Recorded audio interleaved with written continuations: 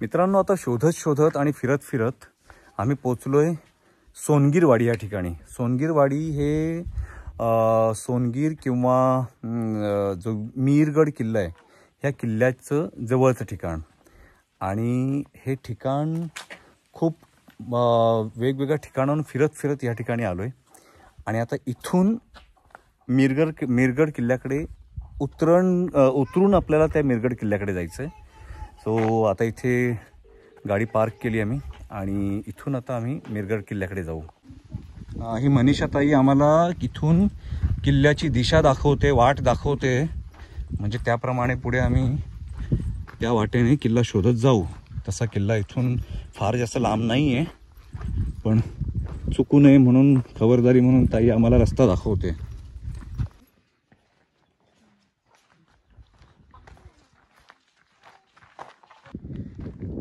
सोनगिरी माचीकडून ही एक ठळक पायवाट, एकदम साधी सरळ पायवाट आहे, जी सोनगिरी किंवा मीरगड किल्ल्याकडे घेऊन जाते।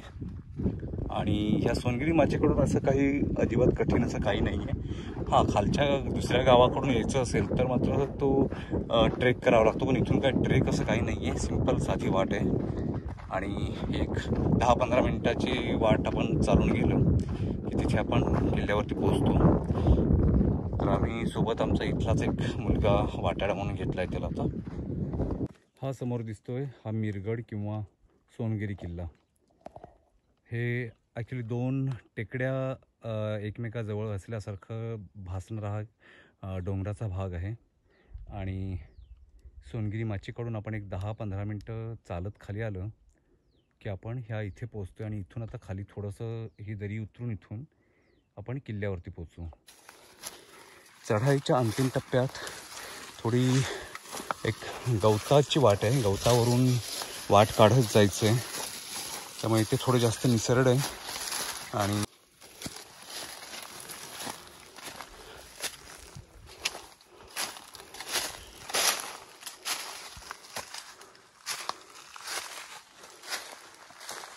पहिल्या टप्प्यात इथे हे भगवती देवीचं ही मूर्ती दिसते इथे। आणि हा टप्पा इथून आपण थोडंसं उतरून पुढे जायचं आहे। आणि पुढची जी टेकडी आहे ती टेकडी म्हणजेच मीरगड आहे। टेकडीचा हा पहिला टप्पा पार केला, त्याच्यानंतर आता परत इथे हे एक छोटीशी दरी आहे, ती ओलांडून ह्या पुढच्या टप्प्याकडे जायचं आहे। 2 टेकड्या पार केल्यानंतर आता गड अगदी नजरेत आलाय, म्हणजे अगदी 2 मिनिटांमध्ये आम्ही गडावरती पोचलेले असू। हा समोर एक बुरुज दिसतोय जो पूर्णतः उद्ध्वस्त झालाय। गड माथ्यावर पोचलोय। हा किल्ल्याचा पहिला बुरुज, जिथे आता मला वाटतं हल्लीच कोणीतरी संवर्धनवाल्यांनी हे दगड नीट रचून ठेवलेत। इथे हे काही वास्तूचे अवशेष वगैरे होते, तिथे आता हे दगड नव्याने रचून ठेवलेत। ही उद्ध्वस्त तटबंदी इथे दिसते।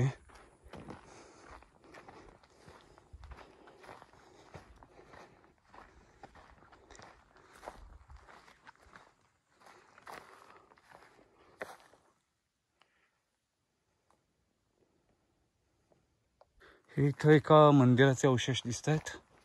हे मंदिर पण आता पूर्णपणे उद्ध्वस्त आहे। पण ह्या किल्ल्याचं कुठल्या तरी संस्थेकडून संवर्धन झालं आहे, त्यामुळे जे अवशेष होते ते अवशेष थोडे साफसफाई करून तिथे दगड नीट रचून ठेवलेले वगैरे दिसतात ठिकठिकाणी। हे इथे एक पाण्याचं टाकं, कोरलेलं टाकं आहे, पण जे आता पूर्णतः कोरडं पडलंय।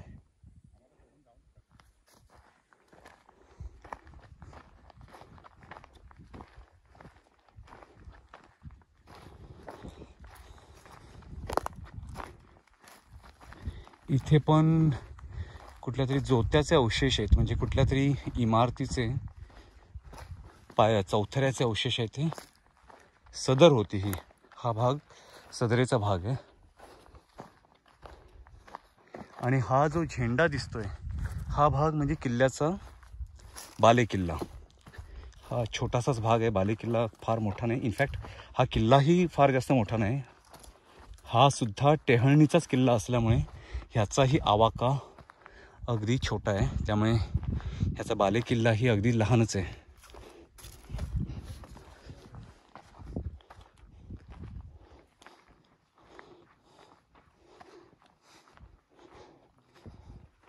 इथंही एका वास्तूचे अवशेष दिसत आहेत.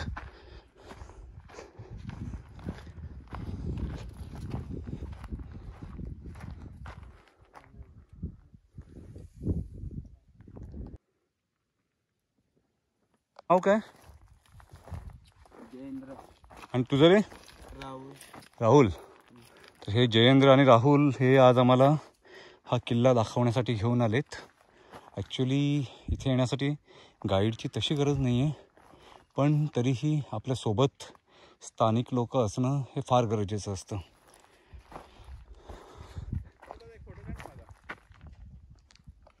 हा छोटेखानी किल्ला फिरण्यासाठी 10-15 मिनटंचा वेळ पुरेसा होतो. ह्या किल्ल्याला थोडं ऐतिहासिक महत्त्वही आहे. म्हणजे 1662मध्ये छत्रपती शिवाजी महाराजांनी उंबरखिंडीत जो मोगल सैन्याचा दारुण पराभव केला होता, त्यावेळी मोगल सरदार नामदार खान याने इथून पळून जाण्याचा बेत केला. मात्र महाराजांनी ह्याच डोंगरावरती हा जो डोंगर आहे त्याला महाल मीरा किंवा मीरा महाल असं म्हटलं जातं. सो ह्या मीरा डोंगरावरती नाकेबंदी केली आणि दलपतरायाने ही माहिती नामदार खानास सांगितली. तेव्हा नामदार खान कसाबसा नागोठणे बंदरावरून इथे येऊन इथून त्याने पेनचे बंदर गाठले व तेथून तो कल्याण मार्गे पळून गेला. मिरगड हा किल्ला भौगोलिकदृष्ट्या उत्तर कोकणात असून पूर्वी निजामशाहीनंतर हा भाग विजापूरच्या आदिलशाहीकडे होता आणि छत्रपती शिवाजी महाराजांनी कल्याण सुभा जिंकल्यानंतर स्वराज्यात आणला आणि त्यावेळी मिरगड हा किल्ला सुद्धा स्वराज्यात आला.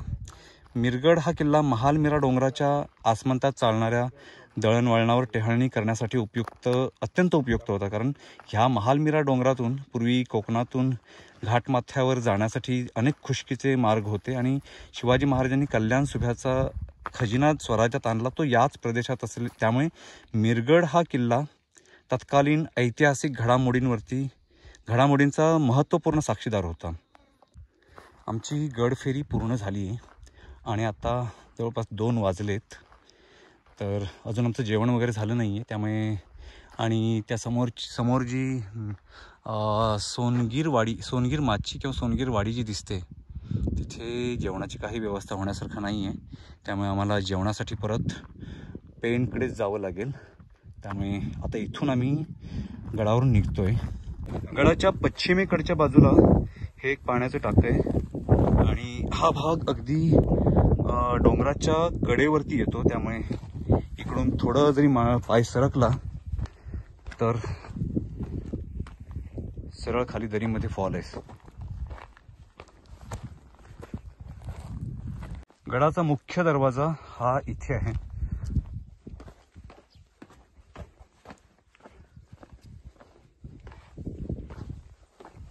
हे तटबंदीचा अवशेष, गडाच्या मुख्य दरवाजाचे हे बुरुज आणि हे आपले इथे उभे आहेत कांबळे भाऊ. मित्रांनो, हा माझा ब्लॉग तुम्हाला कसा वाटला हे मला कमेंट बॉक्समध्ये नक्कीच कळवा आणि माझा व्हिडिओ आवडला असल्यास व्हिडिओला लाईक करा, कमेंट करा आणि माझं चॅनल सबस्क्राईब करायला विसरू नका. थँक्यू.